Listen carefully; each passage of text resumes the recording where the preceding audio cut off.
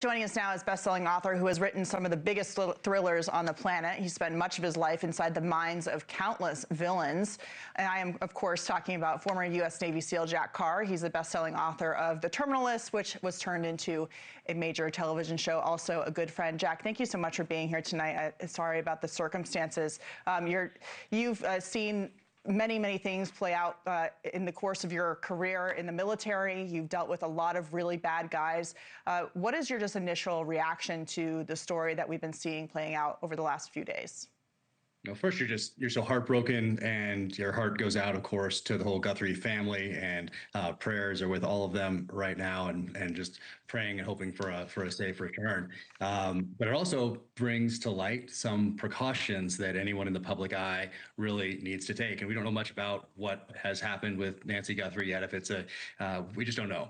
But it does make you think, as a public figure, what are some things that I can do where I'm not going to be paranoid, but things that heighten my awareness a little bit, some security measures, because nowadays we do a lot of the enemy's criminals' work for them. Meaning, if it was 1955, 65, 75, 85, 95, they'd have to put a lot of work into surveilling a property, finding out a person's pattern of life, when they're home, when they're not, what kind of security they have, what kind of locks, how do I get in, all of these different things they'd have to do physically for the most part. And now they just have to follow you on social media channels. Right. They can your architectural digest video and note cameras or not, that sort of things, approaches to the house, where is it, all those things you can find out now just by following someone on social media. So for people in the public eye, I think it just highlights the fact that it's wise probably not to put your kids out there if you have kids, your parents, that sort of thing. Anything that's going to let a criminal or the enemy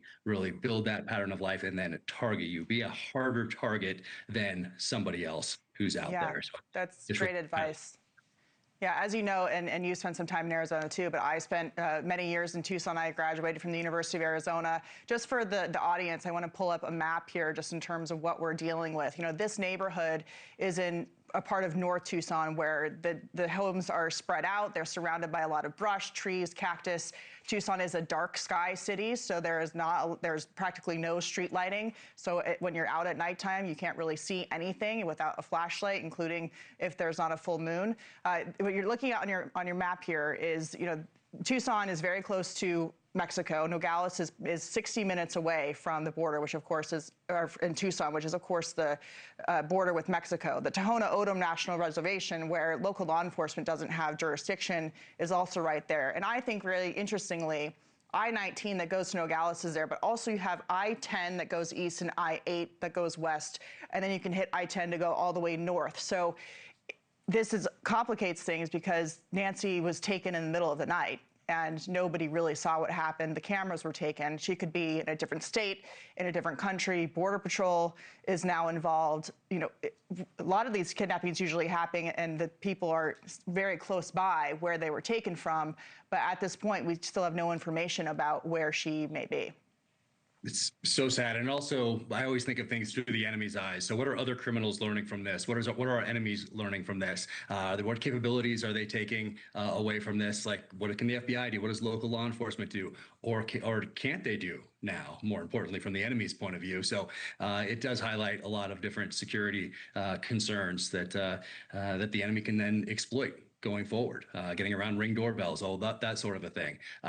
But it also was something I thought about. I haven't heard too many people talk about this. It reminded me of the kidnapping of Charles Lindbergh's child back in 1932. They called it the crime of the century back then. It actually led to it made kidnapping a federal crime. And that child was less than 2 years old when he was taken. So it does remind me a bit of something like that. But once again, we don't know much about this, but right now, whether it's criminal intent or someone's being radicalized online, manipulated online, maybe by an algorithm, whatever it might be. We have the Charlie Kirk example, of course. Salman Rushdie, over 30 years after writing Satanic Verses, he was stabbed in the hand, liver, and face, lost an eye, almost died over 30 years after writing the Satanic Verses and having that fatwa put against him. So motivation Could be anything, right? At this point, we don't know what it could be. But like you said, there's so many ways that people can find you and get to you. And as you just mentioned, hold a grudge for many, many years. It might not even be something recent. We're seeing, the authorities have been very limited in what they can tell us about these ransom notes. There was a deadline in one of them yesterday that passed, but another one was then given to a local TV station in Tucson today. There is obviously a timeline here. What does that do in terms of crunching law enforcement against whoever this may be with the tactics they're using of this threat of timing and meeting whatever demands there are without giving real indication of what Nancy's condition is?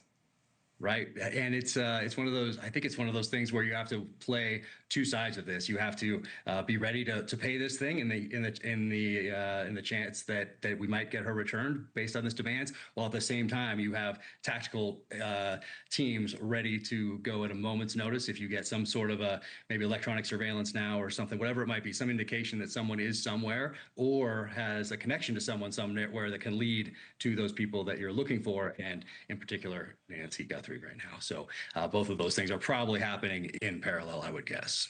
Just real quickly, I want to get your response to BORTAC, which is the Special Forces unit of Border Patrol, being involved here. What are the stakes now if there's a Mexico situation where she's been taken to another country? What that entails internationally? I got to train with those guys on the border in California back when I was in the SEAL teams, and I learned so much about tracking from those guys. So professional, and they do it each and every day when it comes to tracking human beings, which is like the same thing as hunting. A lot of similarities, but now you're hunting people on two legs. So they're so good at it, and it seems like all federal, state, local law enforcement has been brought to bear on this. So, and I'm sure they're doing everything they possibly can. All right. Well, Jack Carr, thank you so much for your time tonight, and more importantly, your expertise and tips about how people can stay safe. Thank you. Your new book, The Fourth Option, comes out in May, and we definitely do not want to miss it because all of the rest have been amazing. Thank you so much, my friend.